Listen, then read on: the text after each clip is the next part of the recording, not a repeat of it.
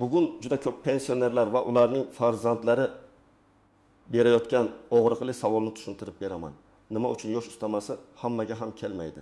Kimdir men bilan bir yilda tug'ilgan qo'shnimga qo'shildi, menga qo'shilmadi deydi. Kimdir onam raqam yoshga kirdi, lekin pensiyasi o'zgarmadi deydi. Yana kimdir bank kartaga pul tushmadi, demak ustama berilmayapti deb o'ylaydi. Bu mavzu juda muhim, chunki u har bir oilaga tegishli. Bugun ota-onangiz, ertaga o'zingiz yoki yaqinlaringiz shu masalaga duch kelasiz. Shuning uchun videoni oxirigacha ko'ring. Men sizga oddiy tilda kimga yosh ustamasi berilishi, kimga berilmasligi, nima sababdan kechikishi, qaysi hujjatlar kerak bo'lishi va qayerga murojaat qilishni bosqichma-bosqich tushuntiraman. Kanalga hoziroq obuna bo'ling, videoga like bosing, chunki bunday amaliy ma'lumotni ko'proq odamlar bilishi kerak. Avvalo, bitta narsani aniq tushunib olaylik. Yosh ustamasi degani yoshi katta bo'lgan har bir odamga avtomatik qo'shcha pul tushadi degan emas. Odamlar ko'pincha aynan shu joyda adashadi.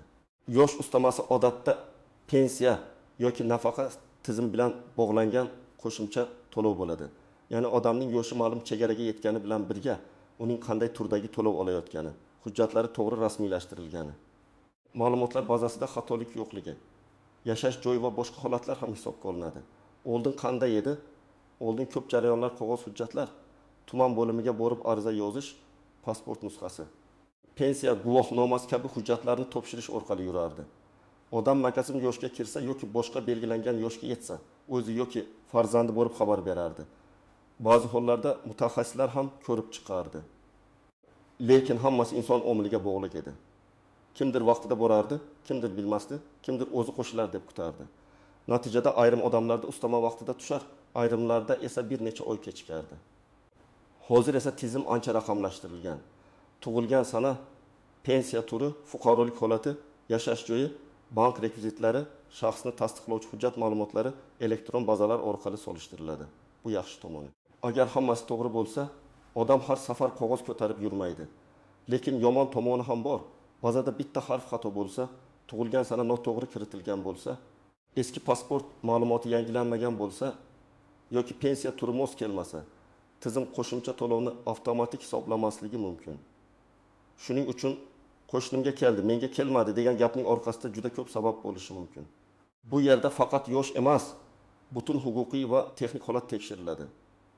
Asosiy qism bir, kim bilishi kerak, kim xavotir olishi kerak, kim xavotir olmasligi kerak. Birinchi navbatda yosh ustamasi qaysi to'lovga bog'langanini bilish kerak. Agar siz yoki yaqinlaringiz yoshga doir pensiya olayotgan bo'lsa, holat bitta bo'lishi mumkin. Agar nogironlik pensiyasi olayotgan bo'lsa, boshqa tartib bo'lishi mumkin. Agar boquvchisini yo'qotganlik pensiyasi yoki ijtimoiy nafaqa olayotgan bo'lsa, yana alohida qoida bo'lishi mumkin. Ko'pchilik bularning hammasini pensiya deb umumiy aytadi, lekin qonuniy jihatdan ular bir-biridan farq qiladi. Masalan, birinchi vaziyatni olaylik. Abdulla ota 1924 yil martda tug'ilgan, yoshga doir pensiya oladi. Uning pasport ma'lumoti pensiya bo'limidagi bazada to'g'ri turibdi. Bank kartasi faol, yashash manzili ham yangilangan. U belgilangan yosh chegarasiga yetgach, tizim uning tug'ilgan sanasini ko'radi, pensiya turini tekshiradi va agar qonunda shu toifaga ustama nazarda tutilgan bo'lsa, keyingi to'lov davridan boshlab qo'shimcha hisoblanadi. Bunday holatda odam ortiqcha yurmasligi mumkin. Ikkinchi vaziyat, ma'mura aya ham xuddi shu yoshga kirgan, lekin uning pasporti yangilanganda pensiya bo'limiga yangi pasport ma'lumoti yetib bormagan. Eski pasport raqami bazada turibdi. Bankda esa yangi hujjat bilan karta ochilgan. Natijada tizimda moslik buziladi. Odam ustama kelmadi dedi. Aslida muammo uning huquqida emas, ma'lumotlar mos kelmayotganda bo'ladi. Bunday holatda pensiya bo'limiga borib ma'lumotlarni yangilash kerak bo'ladi. Uchinchi vaziyat, bir odam nogironlik pensiyasi oladi. U yoshi bo'yicha ham belgilangan chegaraga yetgan bo'lishi mumkin. Lekin u olayotgan to'lov turi bo'yicha yosh ustamasi qanday qo'llanishi alohida tekshiriladi. Ba'zan bir nechta asos bo'lsa ham odamga ustma-ust berilmaydi. Masalan, nogironlik bo'yicha ustama parvarish puli, boshqa kompensatsiya va yoshga bog'liq qo'shimcha bo'lsa, qonun ularning qaysi biriga berilishi, qaysi biri alohida tanlanishi kerakligini belgilaydi. Odam men ham yoshga kirdim, demak yana qo'shilishi kerak deb o'ylashi mumkin. Lekin tizim bu to'lov boshqa asos bilan qoplanmoqda deb hisoblab, alohida qo'shimcha bermasligi mumkin. To'rtinchi vaziyat, odam yoshga yetgan, lekin hali pensiya yoki nafaqa rasmiylashtirmagan. Bu juda ko'p uchraydi. Masalan, Rustam aka yoshi bo'yicha pensiya yoshidan ancha o'tgan, lekin mehnat staji hujjatlari to'liq bo'lmagani uchun pensiyani rasmiylashtirmagan. U mening yoshim katta, menga yosh ustamasi kelishi kerak deydi. Lekin yosh ustamasi ko'pincha mavjud pensiya yoki nafaqaga qo'shib to'lanadi. Agar asosiy to'lovning o'zi rasmiylashtirilmagan bo'lsa, ustama ham tushmaydi. Avval asosiy pensiya yoki nafaqani rasmiylashtirish kerak. 5-vaziyat. Odamga pensiya naqd pulda beriladi yoki bank kartasiga to'shadi, lekin u bir oy pul kamroq tushdi deb o'ylaydi. Aslida ayrim to'lovlar oyning turli sanasida tushishi mumkin. Bankdagi texnik kechikish bo'lishi mumkin. Kartaning muddati tugagan bo'lishi mumkin. Odam pul tushmaganini ko'rib, darhol ustama bermayapti deydi. Avvalo bank ilovasida kirim-chiqimni tekshirish kerak. Ba'zan asosiy pensiya tushgan, ustama alohida satrda ko'rinmagan bo'ladi, lekin umumiy summaga qo'shilgan bo'ladi. Ba'zan esa pensiya bo'limida hisoblangan bankka yuborilgan, lekin bank rekvizitida muammo bo'lgani uchun pul qaytgan bo'ladi. Kimlar xavotir olishi kerak? Agar belgilangan yoshga yetganingizga 1-2 to'lov davri bo'lsa ham pul o'zgarmagan bo'lsa, hujjatlaringizni tekshirtiring. Agar pasportingizni yaqinda almashtirgan bo'lsangiz, manzilingizni o'zgartirgan bo'lsangiz, familiya yoki ismda o'zgarish bo'lgan bo'lsa, bank kartangiz yangilangan bo'lsa, albatta tekshirish kerak. Agar sizning tug'ilgan sanangiz eski hujjatlarda boshqa, yangi hujjatlarda boshqa ko'rsatilgan bo'lsa, bu yanada jiddiy masala. Masalan, eski mehnat daftarchasida 1973 yil, pasportda 1974 yil bo'lsa, tizim qaysi sanani asos qilib olishini aniqlash kerak bo'ladi. Kimlar xavotir olmasligi kerak? Agar siz hali belgilangan yosh chegarasiga yetmagan bo'lsangiz, qo'shningizga kelgani sizga ham bugun keladi degani emas. Yana shuni biling, yosh ustamasi har oy tug'ilgan kuningizning ertasi kuni kartaga alohida tushadigan mukofot emas. Odatda u to'lov davri va hisob-kitob tartibi bo'yicha qo'shiladi. Masalan, odam oyning 25 kunida yosh chegarasiga yetgan bo'lsa, keyingi oy yoki belgilangan hisoblash sanasidan boshlab aks etishi mumkin. Shuning uchun darhol va'ma qilish kerak emas, lekin nazorat qilish kerak. Raqamlar bilan oddiy misol beraman. Deylik bir pensioner 1.200 ming so'm pensiya oladi.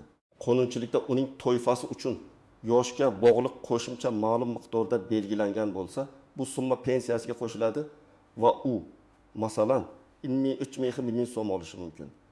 Lekin ikkinchi pensioner ham 200 ming so'm olayotgan bo'lsa-da, u boshqa turdagi nafaqa olayotgani, hujjati to'liq emasligi yoki boshqa ustama bilan qoplanayotgani sababli unga qo'shimcha chiqmasligi mumkin. Tashqaridan qaraganda ikkalasi ham bir xil yoshda, bir xil mahallada yashaydi. Lekin huquqiy holati boshqa. Yana bir real hayotga yaqin misol. Onag'im taqinmin yoshga to'ldi, farzandlari endi pensiya ko'payadi deb kutdi. Pul o'zgarmadi. Pensiya bo'limiga borishsa, onaxon bir necha yil oldin boshqa tumandan ko'chib kelgan, lekin pensiya ishi to'liq yangi tumanga elektron tarzda ko'chirilmagan. Asosiy pensiya to'lanib kelgan, chunki vaqtida yo'lga qo'yilgan. Lekin qo'shimcha avtomatik tekshiruvda manzil va ish yurituvchi bo'lim mos kelmagan. Ma'lumotlar tuzatilgandan keyin ustama hisoblab berilishi mumkin bo'ladi. Bu yerda muammo davlat bermayapti degani emas. Muammo ishning texnik holatida. Endi eng muhim nozik jihatlarga o'tamiz. Birinchi tuzoq, yosh ustasi hamma katta yoshdagilarga bir xil degan noto'g'ri tasavvur. Aslida to'lov miqdori va berilish tartibi insonning pensiya turi. Mavjud imtiyozlari, qonunchilikdagi amaldagi me'yorlar, yashash holati va ba'zan parvarishga muhtojlik darajasi bilan bog'liq bo'lishi mumkin. Shu sababli hech qachon faqat qo'shnining summasiga qarab xulosa qilmang. Ikkinchi tuzoq. Agar bir marta bermagan bo'lsa, endi umuman bermaydi deb o'ylash. Yo'q, agar sizda haqiqatan ham huquq bo'lsa, hujjatlar to'g'rilangandan keyin qayta hisob-kitob qilinishi mumkin. Lekin bu yerda muddatlar. Murojaat qilingan sana va qonunda belgilangan tartib muhim. Shuning uchun og'zaki gap bilan cheklanib qolmang, yozma murojaat qiling. Yozma murojaatda sana bo'ladi, javob berish majburiyati bo'ladi. Keyin kerak bo'lsa yuqori tashkilotga murojaat qilish osonlashadi. Uchinchi tuzoq, telefon qilib so'rasam yetadi degan fikr. Telefon orqali umumiy ma'lumot berishlari mumkin. Lekin sizning shaxsiy pensiya ishingiz, hujjatlaringiz va hisob-kitoblaringizni ko'rmasdan aniq javob berish qiyin. Ayniqsa pul nega kelmagani haqida og'zaki javob bilan tinchlanib qolmang. Bazadan ko'rinmayapti, keyingi oy tushadi. kutib turing degan gaplarni eshitgan bo'lsangiz, albatta yozma izoh so'rang. 4-nozik jihat parvarish bilan bog'liq to'lovlar. Ba'zi yoshi katta insonlar o'ziga qarovchi shaxsga muhtoj bo'ladi. Ayrim to'lovlar bevosita pensionerga emas, parvarish qilayotgan shaxsga yoki alohida tartibda rasmiylashtirilgan yordam sifatida belgilanadi. Odamlar buni ham yosh ustamasi deb atab yuboradi. Masalan, onamga qarayapman. Demak, onamning pensiyasiga yana pul qo'shilishi kerak deyishadi. Aslida parvarish puli alohida hujjat va alohida shartlar talab qilishi mumkin. Bu holatda tibbiy xulosa parvarishga muhtojlikni tasdiqlovchi hujjat, qarovchining ma'lumoti, mehnat holati kabi masalalar tekshiriladi. 5-nozik jihat bir nechta imtiyoz bir vaqtda to'g'ri kelganda hammasi qo'shilavermaydi. Masalan, odam urush qatnashchisi, nogironligi bor, yoshi katta, yana boshqa toifadagi imtiyozga ega bo'lishi mumkin. Bunday hollarda qonun ayrim ustamalarni jamlashga ruxsat beradi. Ayrimlarni esa birini tanlash tartibida belgilaydi. Shuning uchun menda 4 ta asos bor. Demak, pensiyam 4 marta ko'payishi kerak degan xulosa noto'g'ri. 6-nozik jihat chet elda yashash yoki uzoq muddat boshqa hududda bo'lish. Agar pensioner uzoq vaqt boshqa davlatda yashasa, yashash holati hisobdan chiqish, pensiyani olish tartibi alohida tekshiriladi. Ba'zan pensioner O'zbekistonda ro'yxatda turadi, lekin amalda boshqa joyda bo'ladi. Bank kartasi qarindoshida pulni qarindoshi yechadi. Bunday holatlar keyin tekshiruvda savol tug'dirishi mumkin. Yosh ustamasi bo'yicha ham bazadagi yashash holati muhim bo'lishi ehtimoldan xoli emas. 7-nozik jihat o'lim holatiga ro'yxatga olinganda yoki ma'lumot kech yangilanganda ortiqcha to'lovlar chiqishi mumkin. Buni aytish og'ir, lekin amaliyotda bo'ladi. Pensioner vafot etadi, lekin ma'lumot tizimga kech tushadi. Karta qarindosh qo'lida qoladi. Keyin ortiqcha to'langan summa qaytarilishi talab qilinadi. Shuning uchun oilada pensioner vafot etsa, tegishli tashkilotlarni vaqtida xabardor qilish kerak. Bu yosh ustamasi masalasiga ham taalluqli. Chunki qo'shimcha to'lovlar ham ortiqcha hisoblanib qolishi mumkin. 8-nozik jihat tug'ilgan sana hujjatlarda noaniq bo'lishi. Katta yoshdagi insonlarda bu juda ko'p uchraydi. Eski metrika, tug'ilganlik guvohnomasi, pasport, mehnat daftarchasi, nikoh guvohnomasi yoki harbiy bilet ma'lumotlari bir-biriga mos kelmasligi mumkin. Masalan, pasportda 2 yanvar deb turadi, eski hujjatda esa aniq oy kun yo'q. Tizim avtomatik hisoblashda pasportdagi sanani oladi. Agar odam aslida bir oy oldin tug'ilganini aytsa ham, hujjatda boshqacha bo'lsa, hisob hujjatga qarab qilinadi. Buni tuzatish uchun oddiy ariza yetmasligi mumkin. FHD yoki sud orqali hujjatni aniqlashtirish talab qilinadi. 9-nozik jihat pensiyani qayta hisoblash bilan yosh ustamasini aralashtirmang. Ba'zi odamlar ishlagan yillari ko'paygani, ish haqi ma'lumotnomasi topilgani yoki staj qo'shilgani sababli pensiya oshishini kutadi. Bu boshqa masala. Yosh ustamasi esa yosh chegarasi va toifa bilan bog'liq qo'shimcha. Agar siz eski ish joyingizdan arxiv ma'lumotnomasini topsangiz, bu pensiyaning asosiy miqdorini qayta hisoblashga ta'sir qilishi mumkin. Lekin yosh ustamasi alohida tekshiriladi. 10-nozik jihat bank kartasi va to'lov kanali. Kartaning muddati tugagan bo'lsa, plastik karta bloklangan bo'lsa, pensioner biometrik identifikatsiyani o'tmagan bo'lsa yoki bankdagi ism, familiya pensiya bazasidagi yozuvdan farq qilsa, pul tushishi kechikishi mumkin. Masalan, pensiya bazasida Gulchehra deb yozilgan, bankda Gulchehra deb ketgan. Oddiy ko'ringan bitta harf ba'zan avtomatik moslashuvda muammo beradi. Ayniqsa lotin va kirill yozuvidan o'tishda bunday xatolar ko'p uchraydi. Birinchi qadam. Avvalo aniq ma'lumot yig'ing. Kelmayapti degan gapning o'zi yetarli emas. Oxirgi 3 yoki 6 oyda qancha pensiya tushganini yozib chiqing. Bank ilovasidan ko'chirma oling yoki bankdan hisobvaraq bo'yicha ma'lumotnoma so'rang. Agar naqd olayotgan bo'lsangiz, to'lov qaydnomasidagi summalarni solishtiring. Sizda raqam bo'lish kerak. Oldin qancha olgan, keyin qancha tushgan, qaysi oy o'zgarmagan. Ikkinchi qadam, hujjatlarni tayyorlang. Pasport yoki ID karta. Pensiya guvohnomasi bo'lsa, bank karta rekvizitlari, yashash manzili bo'yicha ma'lumot. Agar vakil murojaat qilsa, ishonchnoma yoki qarindoshlikni tasdiqlovchi hujjat kerak bo'lishi mumkin. Agar muammo tug'ilgan sana bilan bog'liq bo'lsa, tug'ilganlik guvohnomasi, eski pasport nusxasi, nikoh guvohnomasi, mehnat daftarchasi, arxiv ma'lumotnomalari ham foydali bo'ladi. 3-qadam, tuman yoki shahar pensiya jamg'armasi bo'limiga murojaat qiling. Murojaatda shunday yozish mumkin: Men falonchi, falon sanada tug'ilganman, falon turdagi pensiya olaman. Belgilangan yoshga yetgan munosabati bilan yoshga bog'liq ustama hisoblangan hisoblanmaganini tekshirib berishingizni. Agar hisoblanmagan bo'lsa, sababini yozma ravishda tushuntirib berishingizni so'rayman. Mana shunday yozma murojaat juda muhim. Chunki unda siz shunchaki pul so'ramayapsiz, balki huquqiy holatingizni tekshirishni so'rayapsiz. 4-qadam, javobni kuting va javobni tushunishga harakat qiling. Agar javobda huquqingiz yo'q deyilsa, nima sababdan yo'qligi ko'rsatilishi kerak? Pensiya turi mos emasmi? Yosh chegarasi hali yetmaganmi? Hujjat yetishmayaptimi? Boshqa ustama olinyaptimi? Agar javob umumiy va tushunarsiz bo'lsa, qayta aniqlashtirish so'rang. Qaysi normaga asosan rad etildi deb so'rashga haqqingiz bor. 5-qadam, agar xatolik aniqlansa, uni tuzatish bo'yicha ariza bering. Masalan, tug'ilgan sana bazada noto'g'ri bo'lsa, hujjat asosida tuzatish so'rang. Bank rekviziti noto'g'ri bo'lsa, yangi rekvizit bering. Pasport ma'lumoti eski bo'lsa, yangi ID kartangiz nusxasini taqdim eting. Manzil o'zgargan bo'lsa, doimiy yoki vaqtincha ro'yxat ma'lumotini yangilang. 6-qadam, agar sizga og'zaki rad javobi berishsa, bunga rozi bo'lib qaytmang.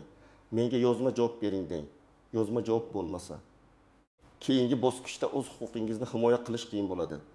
Yozma javob bilan yuqori turuvchi pensiya jamg'armasi organiga, adliya organlariga, xalq qabulxonasiga yoki May.uz orqali murojaat qilish mumkin. 7-qadam. Agar pensionerning o'zi bora olmasa, vakillik masalasini to'g'ri qiling. Katta yoshdagi odamni issiqda, sovuqda idora olib yurish shart emas. Farzandi yoki yaqin qarindoshi hujjatlar bilan murojaat qilishi mumkin. Lekin ayrim ma'lumotlar shaxsiy bo'lgani uchun ishonchnoma talab qilinishi ehtimoli bor. Agar pensioner yura olmasa, notarius orqali yoki qonunda ruxsat etilgan boshqa tartibda vakillikni rasmiylashtiring. 8-qadam. Tibbiy holat bo'lsa, uni alohida ko'taring. Agar pensioner parvarishga muhtoj bo'lsa, bu yosh ustamasidan alohida masala bo'lishi mumkin. Oilaviy poliklinika, tibbiy komissiya, ijtimoiy xizmatlar va mahalla orqali qanday yordamlar borligini so'rang. Ba'zan odam yosh ustamasini kutib yuradi. Aslida unga boshqa turdagi ijtimoiy yordam yoki parvarish bo'yicha to'lov rasmiylashtirish mumkin bo'ladi. 9-qadam. Har yili pensiya va ustama miqdorlarini tekshirib boring. Qonunchilik o'zgaradi, bazaviy miqdorlar o'zgaradi, pensiya indeksatsiya qilinadi. Bugun yo'q bo'lgan huquq ertaga paydo bo'lishi mumkin yoki aksincha. Tartib o'zgarishi mumkin. Shu sababli bir marta so'radim, bo'ldi deb yurmaslik kerak. Qo'shnilar gapiga emas, hujjatga ishoning. Mahallada falonchiga shuncha qo'shilibdi. Pensionerlarning hammasiga berilar ekan. Ariza yozmasang bermas ekan. Faqat tanishi borlarga berar ekan degan gaplar ko'p bo'ladi. Men sizga ekspert sifatida aytaman. Har bir holat hujjat va qonun bilan tekshiriladi. Albatta, amaliyotda xatolik bo'lishi mumkin. Lekin uni tuzatishning eng to'g'ri yo'li shovqin emas. Yozma murojaat, hujjat va ishchil nazoratdir. Yana bitta foydali maslahat. Agar siz ota-onangiz yoki buyingiz bobongiz uchun bu masalani tekshirayotgan bo'lsangiz, alohida papka tayyorlab qo'ying. Ichiga pasport nusxasi, pensiya guvohnomasi, bank rekviziti, oxirgi to'lovlar ko'chirmasi, tibbiy hujjatlar, arxiv ma'lumotlari va avvalgi murojaat javoblarini soling. Har safar idoraga borganda yangi boshdan izlashga vaqt ketmaydi. Ko'p oilalarda muammo aynan hujjatlar tarqoq bo'lgani uchun cho'ziladi. Yosh ustamasi hammaga ham kelmasligining asosiy sababi shuki, bu to'lov faqat yoshga emas. Pensiya turi, hujjatlar to'g'riligi, ma'lumotlar bazasi, mavjud imtiyozlar va qonunchilikdagi shartlarga bog'liq. Kimdadir hammasi mos bo'ladi va avtomatik qo'shiladi. Kimdadir bitta xato tufayli kechikadi. Kimdadir esa umuman huquqiy asos bo'lmasligi mumkin. Eng to'g'ri yo'l, summalarni tekshiring, hujjatlarni yig'ing, pensiya jamg'armasiga yozma murojaat qiling, sababini yozma oling va kerak bo'lsa yuqori organlarga murojaat qiling. Shunda siz eshitdim deyishdi. Qo'shnim aytdi degan noaniqlikdan chiqib aniq javob olasiz.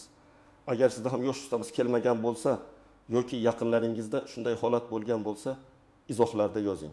Qaysi hudud, qaysi yosh, qanday javob berishdi. Boshqa tomoshabinlar ham sizning tajribangizdan foyda oladi. Videoga like bosing, kanalga obuna bo'ling va bu videoni ota-onasi pensioner bo'lgan yaqinlaringizga yuboring.